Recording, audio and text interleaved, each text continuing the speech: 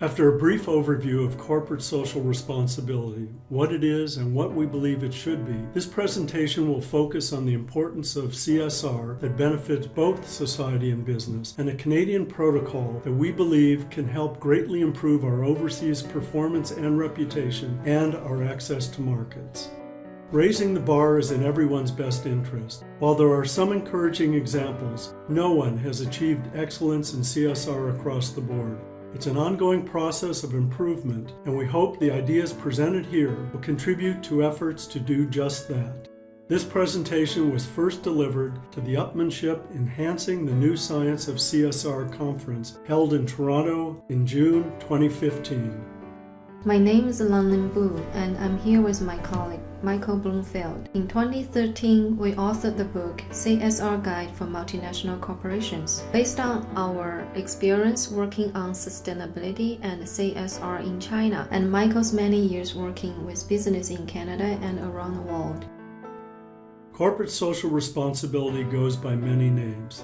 The problem is not what we call it. It's to transform CSR from image building and brand promotion to a meaningful commitment to working with communities around the world to deal with compelling issues such as social development, human rights, and the environment.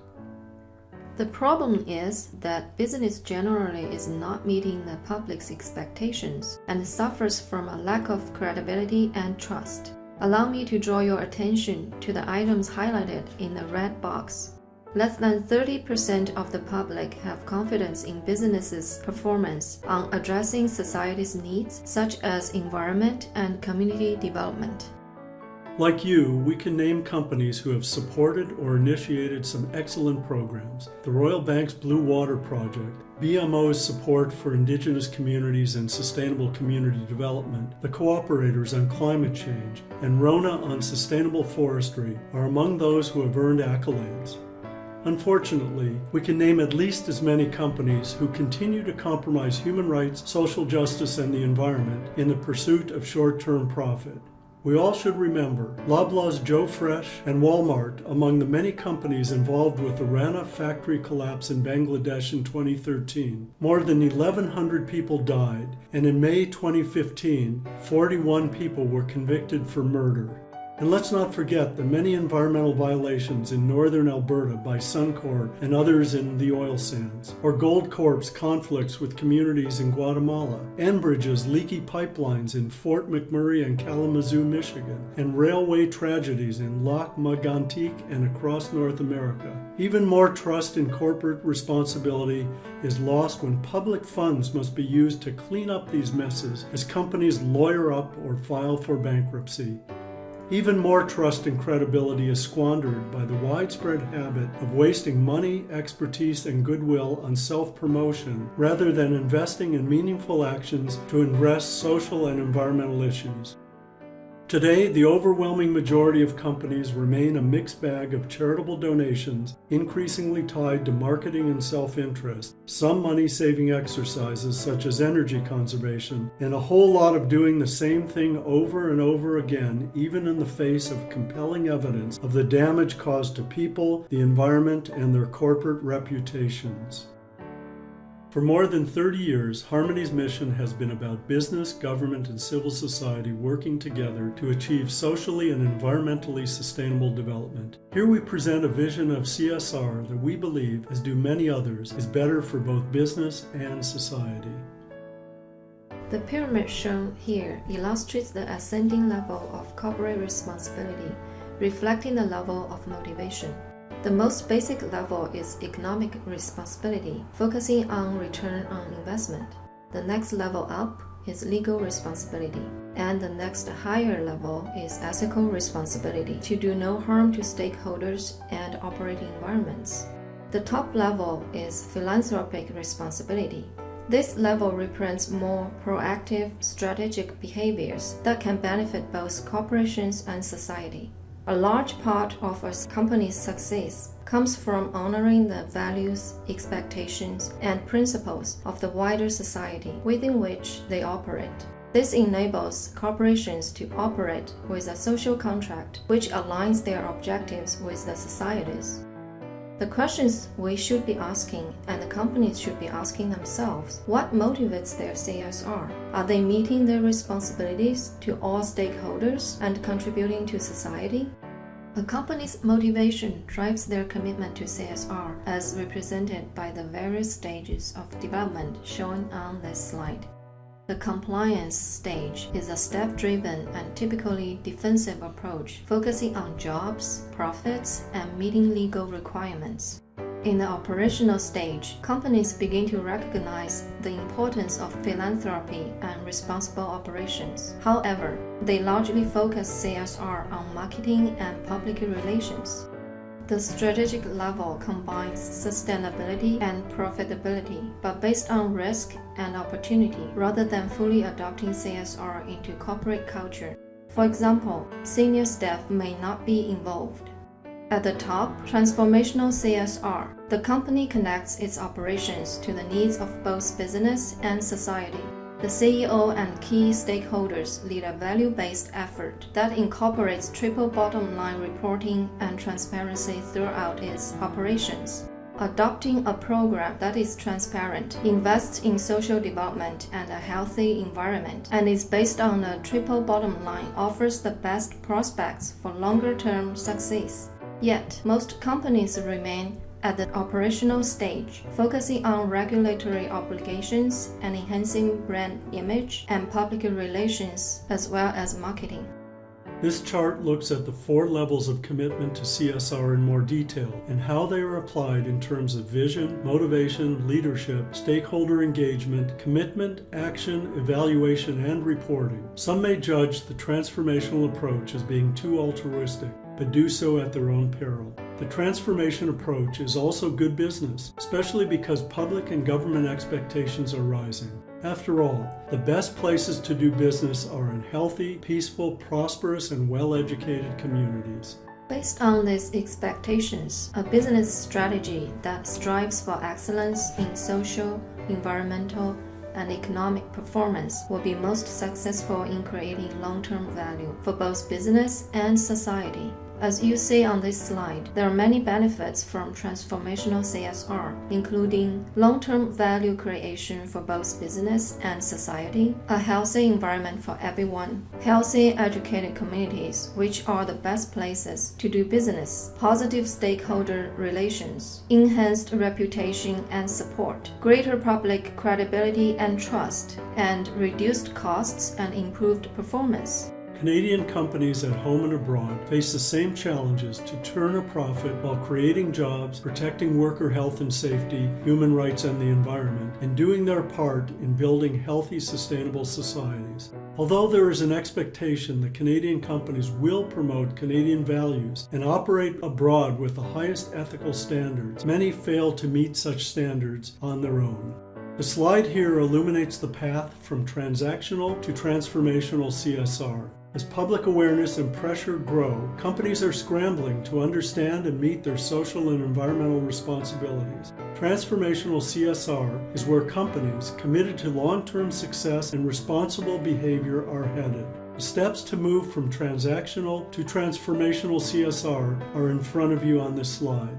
Specifically, companies need to understand and accept the new reality of stakeholder participation, identify where they are now and how to move forward, play a positive role in global and community issues, move from short-term goals to long-term success, and work with all stakeholders to advance CSR. This slide illustrates that transformational CSR is a commitment to an ongoing process of evaluation, consultation, reporting, and improvement that involves all stakeholders throughout the process.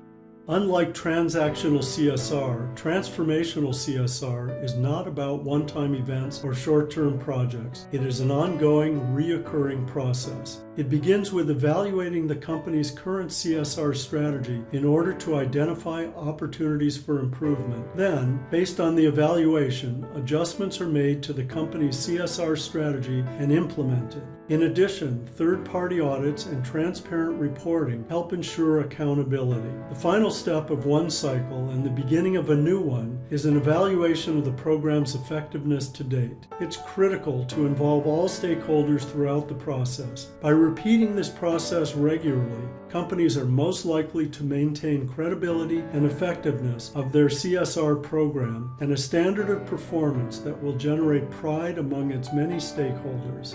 The most successful CSR programs involve everyone in the company's supply chain and chain of command, executives, frontline staff, and all other stakeholders. They take seriously the responsibility to openly report success, values, and targets for improvement. At their peril, businesses too often overlook NGOs in the process. Non-government organizations can bring credibility with local communities, leadership and expertise on issues, and they often have the clearest understanding of the impacts of a business's plans on those directly affected. And yet, too often companies use important causes for self-promotion rather than developing true partnerships that produce credible and valuable results. This chart from Edelman Trust Barometer makes it clear that earning the trust of stakeholders requires transparency and honesty. A company's financial returns are far down on the list of stakeholders' priorities. As shown on slide 18, transparency is a clear trust builder. The most respected reports on CSR clearly reveal the company's strategy, policies, and results. They give accurate appraisals of key issues with which the company is involved and how issues were resolved, including stakeholders' input. Finally, these reports provide accurate assessment of progress and values, and a work plan for improvement with clear targets, including timelines. Again, the challenges facing Canadian companies at home and abroad are largely the same: creating jobs and earning profit while protecting worker health and safety, human rights, and the environment, and of course, investing in healthy, sustainable societies. Where Canada and Canadian companies have struggled most is in maintaining consistency between practices at home and abroad, and that's led to a decline in our reputation and even our access to some markets. While it is crucial that businesses pursue corporate social responsibility on their own initiative, many laggards remain at the compliance stage of CSR, continuing dangerous practices that put environment and stakeholders at risk. Regrettably, as the result of incidents such as the Rana Plaza factory collapse in Bangladesh, conflicts between Canadian mining companies and communities in Guatemala and elsewhere, and SNC-Lavalin's sordid relationship with Muammar Gaddafi, Canada is increasingly seen as just another developed country compromising public health, human rights, and the environment to increase profit. Hiding behind lax local regulations is not a defensible position. In fact, it increasingly brings criticism and sanctions and penalties. The question is, what can we do about it?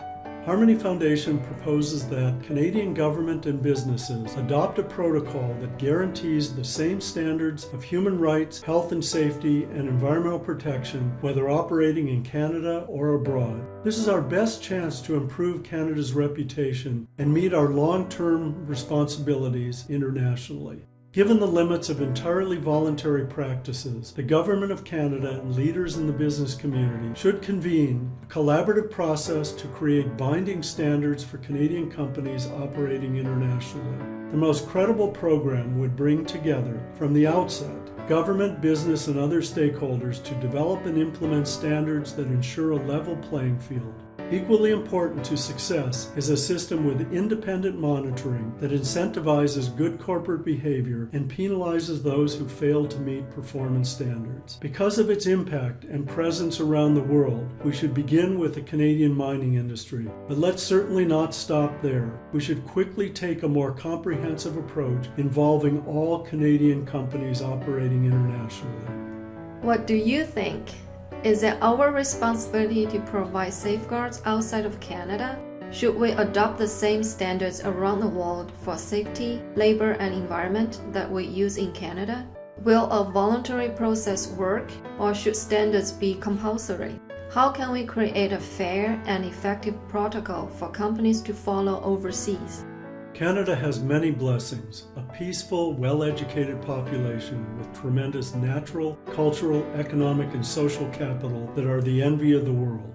Will we choose to make a decisive and positive contribution to the world, securing a better future for ourselves and our partners? We hope that you agree that we don't need to harm the health and well-being of other peoples or the environments that sustain them to increase our wealth and profits. Nor do we need to compromise opportunities for future generations or squeeze other species to extinction. What we do need is a renewed commitment to fairness and responsibility in our relations with others. In closing, we'd like to thank you for your interest in leadership on corporate, social, and environmental responsibility. The challenge we pose is to turn good intentions into positive results. To do that, it's essential that government and business leaders act now to protect the rights of everyone to safe, healthy places to live, work, and raise their families. We believe that most Canadians are supportive of the effort to achieve prosperity with integrity.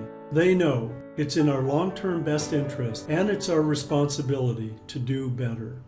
Corporate social responsibility affects everyone. Please get involved in the effort to ensure Canadian companies respect human rights, health and safety, as well as the environment at the highest standard in Canada and abroad. Please connect with us through our website at www.harmonyfdn.ca or on Facebook. Thank you.